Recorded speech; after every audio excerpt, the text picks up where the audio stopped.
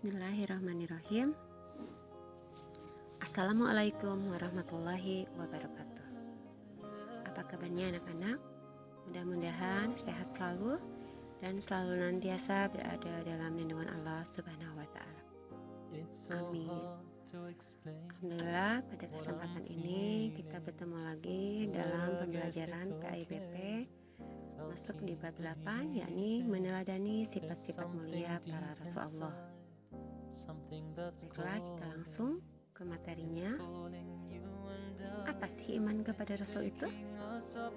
Iman kepada Rasul mengandung maksud meyakini dengan sepenuh hati bahwa Allah telah mengutus para Rasul untuk menyampaikan wahyu kepada umat. Kemudian, apa saja tugas para Rasul?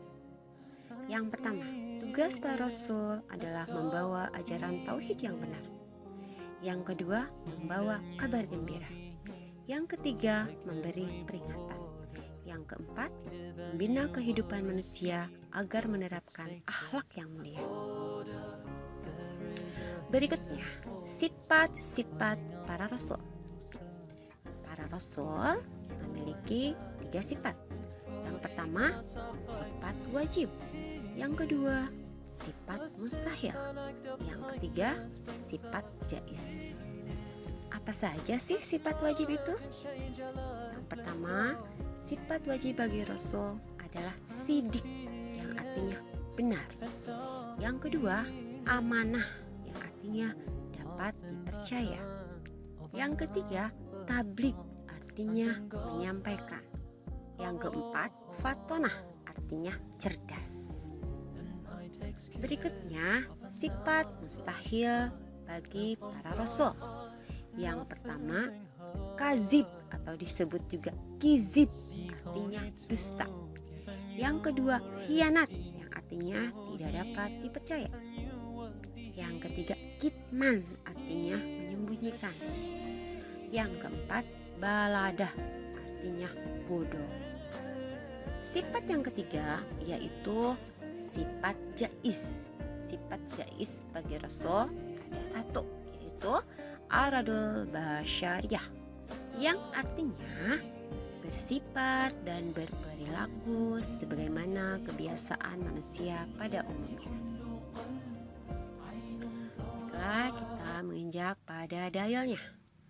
Dalilnya ada dalam Quran surat Al-Ahzab ayat 21. A'udzubillahi minasyaitonirrajim. Laqad kana lakum fi Rasulullah uswatun hasanah. Yang artinya sungguh telah ada pada diri Rasulullah itu suri tauladan yang baik bagimu. Kemudian Nabi dan Rasul itu sebetulnya tidak terhitung. Namun yang wajib kita ketahui hanya 25 orang saja. Artinya anak-anak, ibu yakin sudah pada hafal ya nama-nama Nabi dan Rasul. Berikutnya, Rasul Ulul Azmi. Rasul Ulul Azmi adalah Rasul yang memiliki keteguhan hati dalam menghadapi cobaan dari Allah.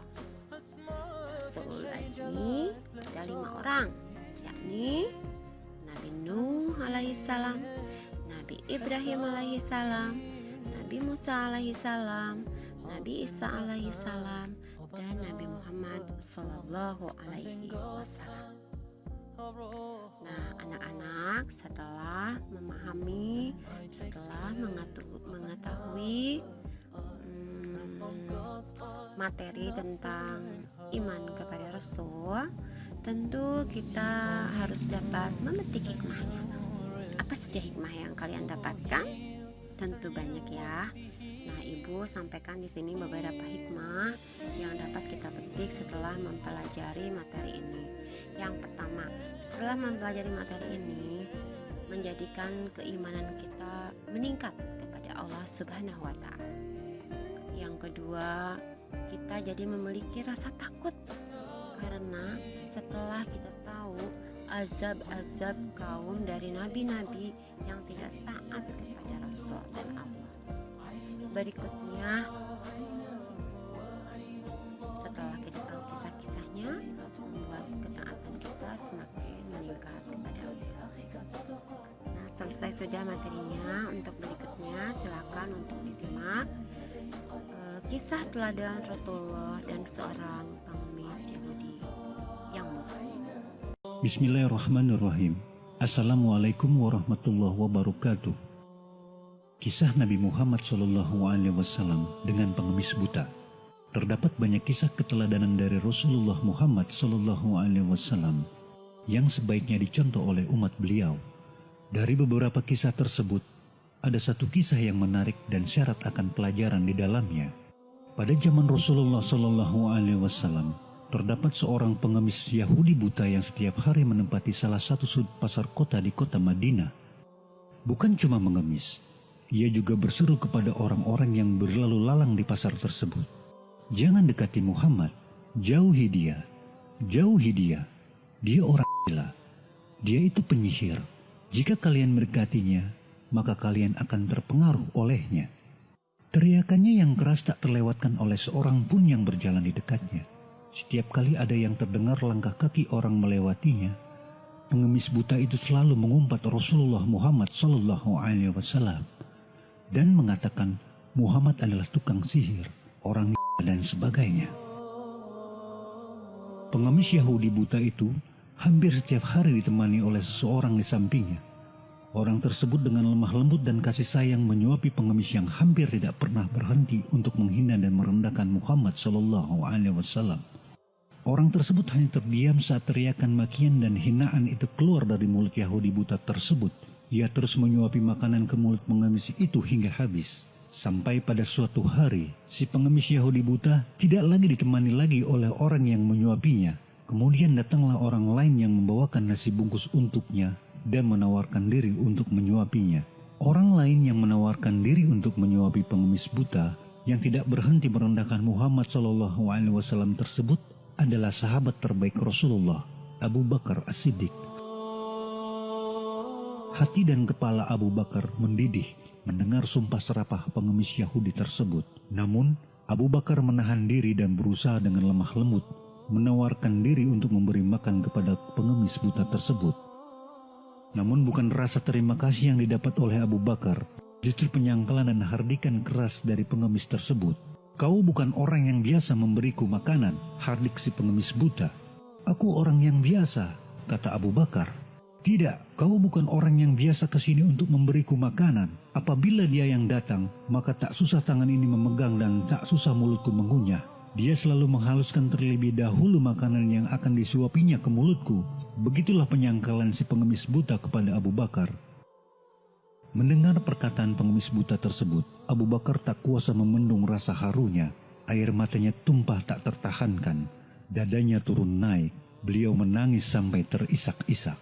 Salah satu sahabat terbaik Nabi Muhammad SAW itu pun berkata, "Memang benar, aku bukan orang yang biasa datang membawa makanan dan memberimu suapan atas makanan itu. Aku memang tidak bisa selemah lembut orang itu. Ketahuilah bahwa aku adalah salah satu sahabat orang yang setiap hari menyuapimu. Orang yang dulu biasa kesini dan memberimu makanan dan menyuapimu telah wafat. Aku hanya ingin melanjutkan amalan yang ditinggalkan orang tersebut, karena aku tidak ingin melewatkan satupun amalannya setelah kepergiannya." Si pengemis buta Yahudi tersebut terdiam sejenak dan bertanya kepada Abu Bakar, siapa orang yang selama ini memberinya makan dan juga menyuapinya? Ketahuilah bahwa ia adalah Muhammad, Rasulullah SAW, orang yang setiap hari kau hinakan dan kau rendahkan di depan orang banyak di pasar ini, jawab Abu Bakar kepada pengemis buta itu. Si pengemis Yahudi yang buta itu tertegun.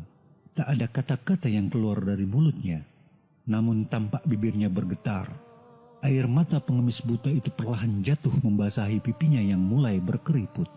Si pengemis buta tersadar betapa orang yang selama ini ia hinakan justru memperlakukannya dengan lemah lembut dan penuh kasih sayang.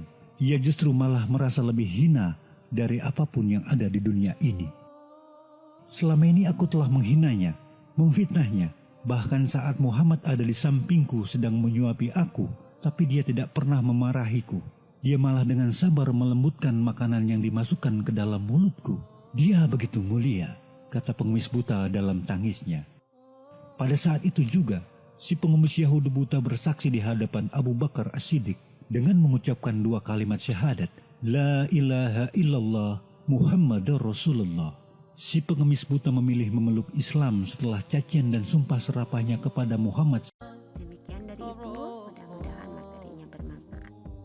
Assalamualaikum warahmatullahi wabarakatuh. Alhamdulillah. And I takes care of another eye, and from God's eye nothing hurts.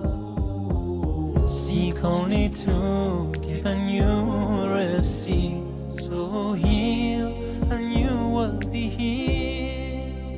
Healed, it's